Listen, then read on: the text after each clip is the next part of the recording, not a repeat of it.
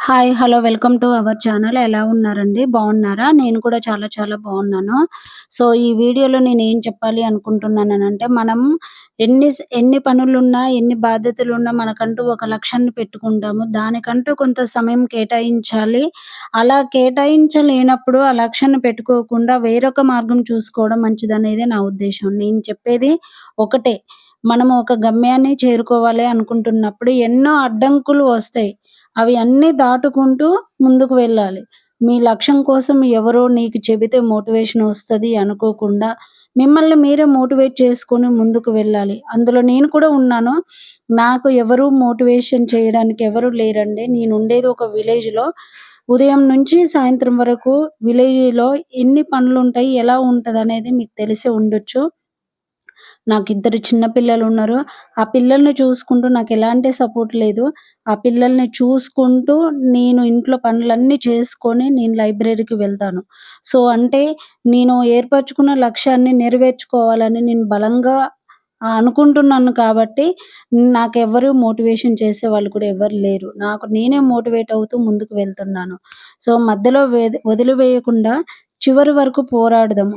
నేను కూడా ఈ ఒక్కసారి వచ్చే నోటిఫికేషన్‌లో నేను అనుకున్న లక్ష్యాన్ని చేరాలి అనే ఉద్దేశంతోటే చదువుతున్నాను.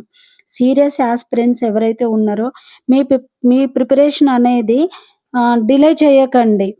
చూస్తుంటేనే రోజులు గడిచిపోతున్నాయి. నోటిఫికేషన్ వస్తదా? రాదా? అనుకుంటూనే 2026లో ఆల్రెడీ 6 మంత్స్ కంప్లీట్ అయ్యాయి.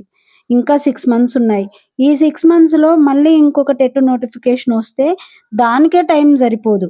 సో, మరి మనం అనుకున్న టీచర్ లక్ష్యం ఏదైతే ఉందో గురుకుల, డీఎస్సీ, మోడల్, కేజీబీవీ ఏదైతే ఉందో వీటికి ప్రిపేర్ అవ్వాలి అనంటే ఉన్న 1 ఇయర్ టైం అనేది మనకు సరిపోదు.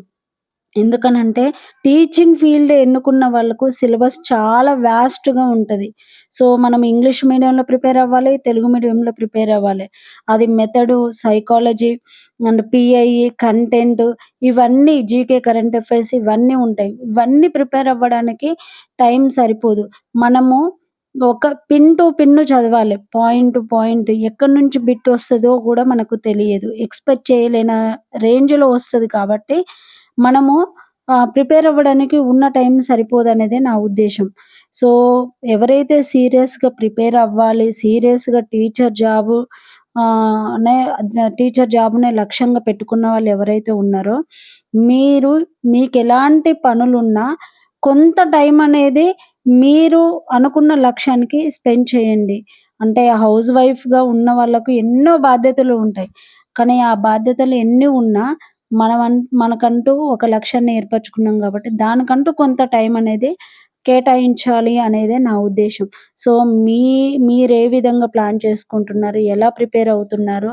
మీ యొక్క లక్ష్యాన్ని ఏ విధంగా రీచ్ అవ్వాలనుకుంటున్నారనేది నాకు కూడా కామెంట్ చేయండి. నేను కూడా తెలుసుకొని ఇంకా ఏ విధంగా ప్రిపేర్ అవుతే మనం సక్సెస్ అవుతామనేది కూడా నేను గూడా తెలుసుకుంటాను. సో, మ దీనివల్ల ఇంకా ఎవరైనా ప్రిపేర్ అవ్వడానికి వాళ్ళకు ప్లాన్ తెలవకపోయినా, సో, మోటివేషన్ అనేది లేదు. నాకెవరైనా మోటివేషన్ ఇస్తే బావుండు అనిపించిన వాళ్ళకు ఈ వీడియో అనేది చాలా హెల్ప్ అవుతుంది. సో, వీడియోను మర్చిపోకుండా లైక్ చేసి సబ్స్క్రైబ్ చేయండి. మనలాంటి ప్రిపేర్ అయ్యే హౌస్ వైఫ్స్ ఎవరున్నారో వాళ్ళకి కూడా ఈ వీడియో అనేది చేరుతుందనేదే నా ఉద్దేశము. సో, ఈరోజొచ్చేసి నేను నైటు లైబ్రరీ నుంచొచ్చినంక night time GK current affairs start చేశాను. జీకే వచ్చేసి ఆంజనేయులు సార్‌ది ఉంది నా దగ్గర బుక్కు. సో, ప్రెజెంట్ అయితే అదే చదువుతున్నాను. దీని తర్వాత హైటెక్ విజయ రహస్యము ఆ బుక్కు తీసుకొని చదువుతాను. తర్వాత ఈ లోపల నోటిఫికేషన్ ఏమైనా వస్తే ఇంకా ఏమన్నా బుక్స్ ఏమన్నా పబ్లిష్ అయితే ఆ బుక్స్ తీసుకొని ప్రిపేర్ అవుతాను. ప్రెజెంట్ అయితే జీకేకి సంబంధించిన బుక్స్ నా దగ్గర హైటెక్ విజయ రహస్యం ఒకటి, ఆంజనేయులు సార్‌ది ఒకటున్నది. ఈ 2 బుక్సే నేను ప్రిపేర్ అవుతున్నాను. సో, ఇంటర్ అనేది చాలా డెప్త్‌గుంది. ఎంత చదివినా వాటిలో ఎగ్జాంపుల్స్ అనేది గుర్తుపెట్టుకోవడం చాలా కష్టమవుతుంది. ప్రతి పాయింట్ గుర్తుపెట్టుకోవాలి కాబట్టి నేనైతే ఎక్కువ టైము ఇప్పుడు ఉన్న దాంట్లో ఎక్కువ టైమయితే ఇంటర్‌కే కేటాయించుతన్నా. ఇంటర్ సిలబస్ అయిపోయాక మెథడ్ స్టార్ట్ చేయాలనుకుంటున్నాను. ఆల్రెడీ నేను మెథడ్ చదివాను. కానీ అది ప్రతిరోజు చదువుతేనే గుర్తుంటుంది.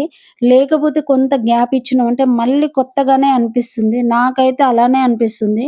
మళ్ళీ కొత్తగా స్టార్ట్ చేసినట్టే అనిపిస్తుంది కాబట్టి నేను మళ్ళీ ఇంటర్ సిలబస్ అయిపోగానే మెథడ్ అనేది స్టార్ట్ చేయాలనుకుంటున్నాను. సో, ఈ లోపల మళ్ళీ టెట్ నోటిఫికేషన్ వస్తది. టెట్ నోటిఫికేషన్ వచ్చినప్పుడు మనము సైకాలజీ గనక కంప్లీట్ చేసుకోవచ్చు. సో, పీఐలో సైకాలజీ గూడా ఉంది గాబట్టి, సైకాలజీ అనేది టెట్‌లో కంప్లీట్ అయిపోతది. సో, ఎవరైతే యాస్పిరెంట్స్ ఉన్నారో